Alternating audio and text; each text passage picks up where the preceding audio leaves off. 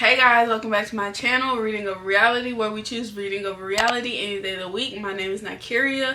You can call me Nike. And welcome to day 1 of Bookmas. Are y'all excited? You excited? Because I am. This is the start of Bookmas. Day 1. For me, it's been like day 59 because I've been pre-filming. I'm so excited to do it this year. I've been thinking about it all year, honestly. It's been so fun doing it thus far. Before we get into the video, I want to apologize for me being so inconsistent and being MIA for basically all of November, pretty much. I posted like 1 video in November, and that's just sad. That's sad. But it's because I've been traveling back and forth to Florida a lot. My son's birthday is in November, so he had a birthday party. It wasn't supposed to be a party. It was supposed to be like him and his cousins. He had a birthday party for his first birthday, and usually what I've been doing for his second and third, and then what was supposed to be the 4th as well, is just put up some type of decoration so he knows that it's his birthday and that he's actually supposed to be getting celebrated. But every time it ends up being something a little bit bigger than what it's supposed to be. Not a full-blown party, but it definitely ended up being more of a party than I wanted it to be. Plus, I do all of the decor, the cake. I do everything myself. I don't pay nobody to do nothing for me, baby. I got finessed out of like $2,500. I think I paid for his first birthday party. And the decorations was not bad at all. The party planner did a great job decorating. It's just that pretty much all the stuff that she used was stuff that I saw and that was on my mood board for his birthday party.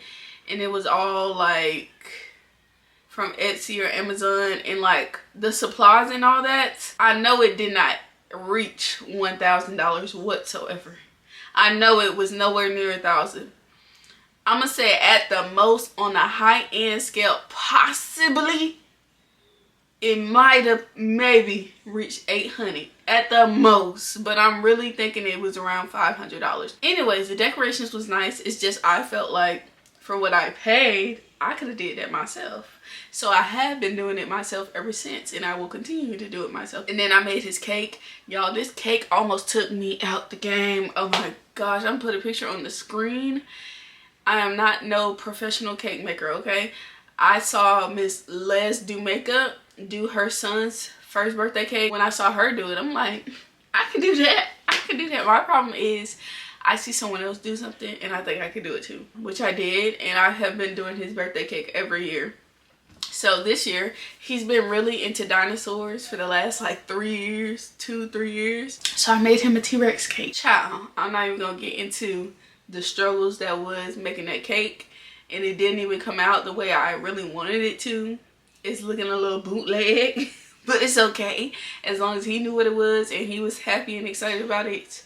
That's a-okay with me. Plus, like I said, I was back and forth to Florida twice in the month of November. What really messed me up was going there at the end of October and staying longer than I planned to. Threw me off for the first couple videos of the month. And then being there for my son's birthday, I planned to film, but literally with all the party stuff, I had no time to film. Anyways, all that to say, I'm sorry I've been MIA. So, welcome to Bookmas. Y'all are getting 12 videos, 1 video a day for the next 12 days. And at this very moment that I'm filming this video, there are already 6 videos filmed, edited, uploaded, and scheduled to go out. Today's pajamas of the episode is courtesy of Pink, Victoria's Secret's twin daughter. These pajamas are so cute. I am in love with them. They're so soft. I wish they had like a pink version as well, because I would get that one as too. But the red definitely gives holiday vibes. They're a 2-piece striped pajama. There's like a felt bow type material around the sleeves, on the pocket. Super cute. It was, I want to say like, it was on sale, but I want to say it was around $50. But if you don't want to go spend your money in pink, Target has almost the exact same set. They have like little holiday sets of pajamas. And if I had seen that one first, I definitely would have got that one instead.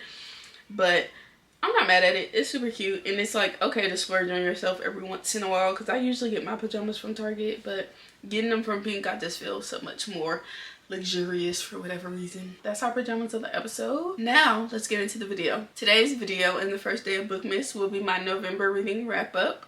I wanted to go ahead and let this video be the first one so I can get it out of the way and we can get into all the fun stuff, because I do have a lot of fun videos coming up for y'all. So let's go ahead and get the boring video out of the way. The first book I read was June by K. Nicole. And if y'all haven't watched my October reading wrap up, I have started writing notes in my notepad of my thoughts initially after I finished the book so that they can be fresh on my mind, because honestly, I don't even remember this book as I'm saying it, so these notes are definitely going to refresh my memory. So I'm going to go ahead and read them off to you and then say any other thoughts I have. Brian kills his best friend and June is the lead detective on the case. Brian immediately shows interest and lets June know he doesn't care about him being a suspect. He wants her and she thinks she can get close to him to get the truth, but she definitely was in over her head. It was a quick read. I got through it in one sitting. It was surprisingly well fleshed out to be such a short story. I can't say it was the best thing I've ever read, but I did enjoy it. I liked how Brian was applying pressure to June.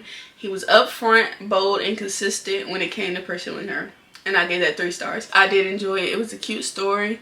The romance was there. Moving on, I had 2 DNFs after that. First book I DNF'd was Make It Real by Cammie. A hairstylist and a club owner / drug dealer fall in love. The story was drawn out. The pacing was horrible. I felt nothing but lust between them. I was left wondering when they were actually falling in love, when all the scenes of them together was just smut. Like, where are the dates, the late nights up, having deep talks, etc.? Like, how are y'all so deep in love? I got the 66% and I was like, OMG, it's not over yet. How much more? And now I was just like, you know what, I'm done. It's over. I quit. So I gave it a 1 star because I actually DNF'd it. If I DNF, that's automatically a 1 star. The next book I went into was Gimme Gangsta by K.L. Hall. An accidental pregnancy, second chance romance about a flight attendant and a drug dealer. Honestly, the story was just kind of boring to me. I DNF'd at 58%. I wanted to keep going, but how I couldn't do it. I don't know what was up with me, because I could usually get through these little KU stories quick and easy, but I just haven't been feeling them. That story, like I said, I got 58%. Like, so these books, I'm getting pretty deep into them, and then they're just like, what is this? Like, what is this? The story just did not get for me. It just didn't. Moving right along, I read Yall by Charity Shane. A military age gap accidental pregnancy story. Dakota had a hard childhood, but when she joined the military, that changed her whole life. Now at 17 years of service and ranked of Chief Warrant Officer 4, she just got her dream position as a unit commander at a flight school. Before she starts her new job, she decides to have one night of fun with Creed and never see him again. But little does she know, he's one of her students and they're going to be tied together for life. This was my first military romance.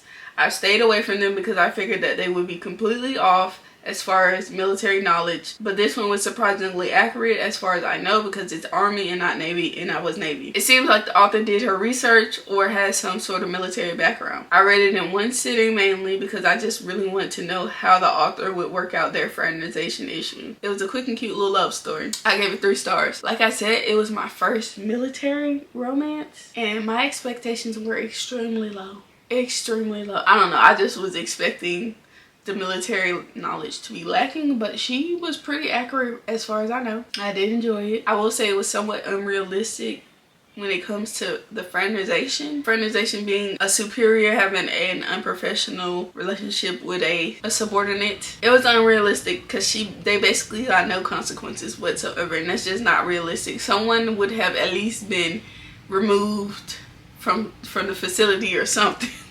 In real life, I don't know, maybe because they're officers, because the officer world, they a little different. They be letting stuff slide a little bit more than us enlisted folks. I don't know, that was the only part that I really was like, I don't know about that. It was a cool story. Next, I wanted to start getting festive and get into my Christmas read, so I went and read Christmas in Spite of You by Casey Mills, a forced proximity holiday romance with a slight bit of rivalry. Kenton books the perfect Atlanta Airbnb to help him seal the deal of an important important business deal. Noelle's Christmas plans got canceled, so she decides to cancel his reservation. Well, she thought she did until she wakes up to a stranger washing her dishes. The two decide to share the 1-bedroom, 1.5-bathroom apartment for the week leading up to Christmas. And Noelle is determined to be the Cindy Lou Who to Canton's Grinch. I enjoyed the story being my intro into Christmas romances. I did notice that the writing style was a little bit off for my liking, but I was able to ignore it and keep reading. There was spice in it, but it wasn't excessive. She was able to portray real bonding moments, which I love, because I hate when the characters are falling in love and bonding off the page and all you see is the spice scenes. Like, girl, how are y'all falling in love when all y'all doing is having sex?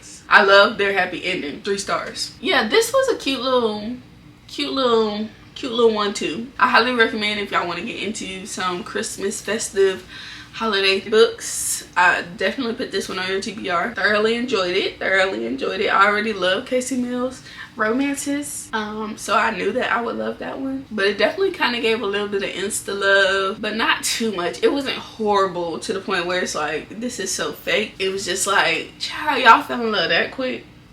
But anyways, it was cute and I enjoyed it. Next, I went into The Naughty List by Octavia Grant. I did record me reading this, and it will be in a later video during Bookmas, so I won't talk too thoroughly about this one. A group of people are chained up as an evil Santa reads off the reasons they made the naughty list. The stories were just wild. Just when you thought it was just a simple evil, nope, she turned it up a notch and made it unhinged. I will say 26 stories was a bit excessive. After a while, I got tired of reading them and the writing started to get repetitive. Like, the amount of time she highlighted Santa's laugh started to get annoying, but I am impressed she was able to come up with that much chaos. I did not like the twist at the end because it got demonic, and I don't play with God like that.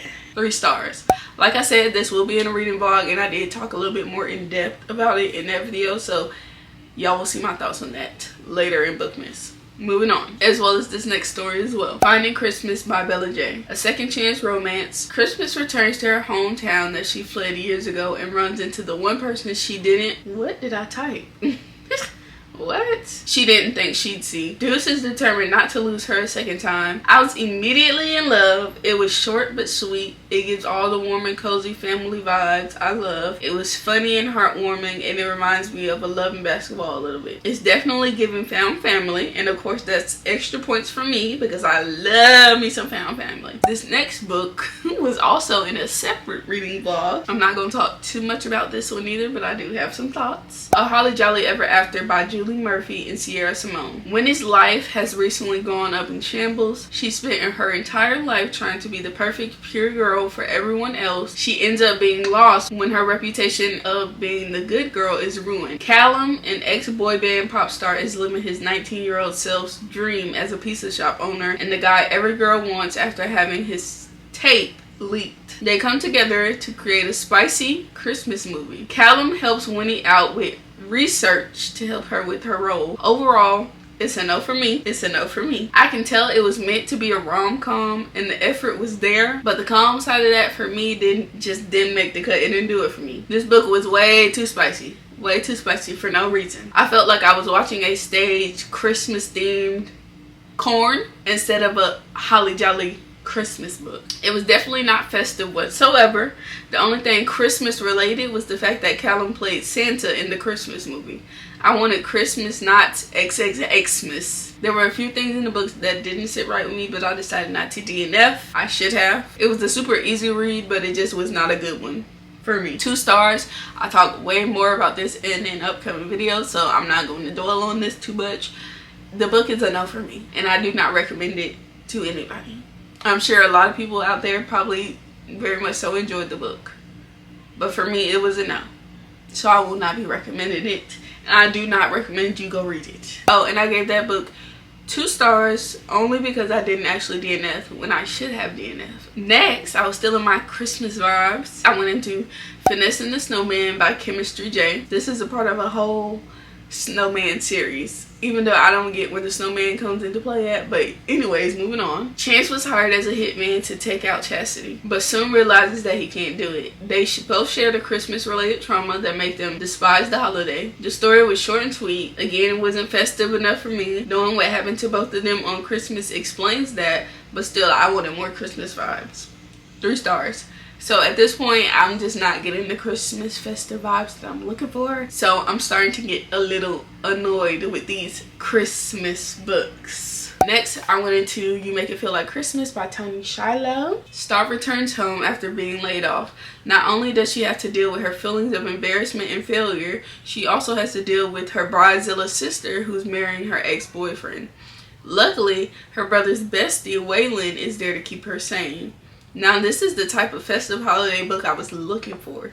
There's the perfect amount of Christmas in here. It wasn't just a story taking place in December like all the other books so far. I loved how she incorporated the characters praying for the smallest things like guidance and wisdom. She was intentional about including God in her story. Also, it was refreshing to not see sex fuel the relationship, but for them to actually avoid it and avoid temptation without it being a big deal. Definitely gave me those corny Hallmark vibes I love. So y'all, this was the first festive Christmas book vibe that I was like really looking for. I want Hallmark like in books. Like I want Hallmark. I'm a Hallmark girl. Like them little corny movies be so cute like in the season.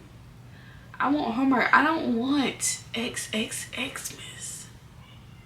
Like I'm not against spice, but Christmas books should not be the way they have been thus far. Like it just don't get for me. And maybe some people needed to actually get through the Christmas stories, but to me this story was perfect, honestly. And I probably will be reading more of Toni Shiloh because I already have another Christmas book by her. I haven't read it yet. I definitely will be reading that this Christmas because I still am in a holiday festive book vibe, because I have not gotten, this is the only book thus far, this and kind of the Casey Mills book thus far that has like really given me the vibes that I wanted for Christmas. Like, can we just be festive? Like, spice is cool and all, but damn, can y'all relax a little bit? Like, relax. It's Christmas. Let's talk about baby Jesus a little bit. Damn, it's getting out of hand. Giving horny teenager. That's what it's giving. Like, can y'all relax a little bit? Just a little bit. For Christmas? Oh, anyways. Oh, and I give You Make It Feel Like Christmas by Toni Shiloh 3 stars. The last book I went into was Last Christmas by Queen T. A Christmas one-night stand leads to a baby. Short and sweet little Christmas accidental pregnancy novella. This made me realize why people hate accidental pregnancy. I usually love it, but this one wasn't for me. I didn't like the writing at all. The dialogue was so repetitive, I started skimming to get through it. 2 stars. I should have DNF. The writing was very juvenile. It was very annoying. The arguments, they would have pages long worth of arguments, and the arguments would be her and whoever she's arguing with saying the same thing over and over and over and over, just in slightly different words or phrases. And it's like, how many times does she need to say she needs space? Like, how many times do we gotta say the same thing? Like, we get it. We get it. And that's all I got to say about that. So moving on, if you haven't watched any of my recent reading wrap-ups, I like to do a segment called My Top Pick, which out of all of the books I read in a month, this book will be the one that, if you're taking any recommendations, this book will be the one that I recommend you take. And it is You Make It Feel Like Christmas by Toni Shiloh. If you want to get into your festive vibes, highly recommend this one if you're one of those girls that doesn't want to deal with just spice in every single book, especially like the Christmas books. So yeah, I highly recommend this by Toni Shiloh. Y'all, I have been shaking the table at how these Christmas books have been basically soft core. Now I'm starting to see why all the girlies been having conversations about spice in these books, because this has really shown me it is out of hand. It's getting out of hand. It's getting ridiculous. It's getting crazy. We're not even gonna get too deep in the whole religious talk, because I have lots of thoughts on why everybody feels the need to be disrespectful to Christmas and Jesus's birthday. We're not gonna get into that. I will say these Christmas books just ain't been doing the vibe for me, so I really don't know how much more I will be reading. I do have a lot that I want to read that have been on my radar, but I'm gonna have to look into the reviews a little bit more, because if they giving the vibes these other books have been given, I don't know if I will be reading too many more. in the Christmas season. That is my November reading wrap up. Thank you for watching. I hope you enjoyed, and I hope you will enjoy Bookmas. And if you do enjoy, please like this video, comment in the comments down below, and subscribe. Thank you for watching. I hope y'all enjoy Bookmas. Bye.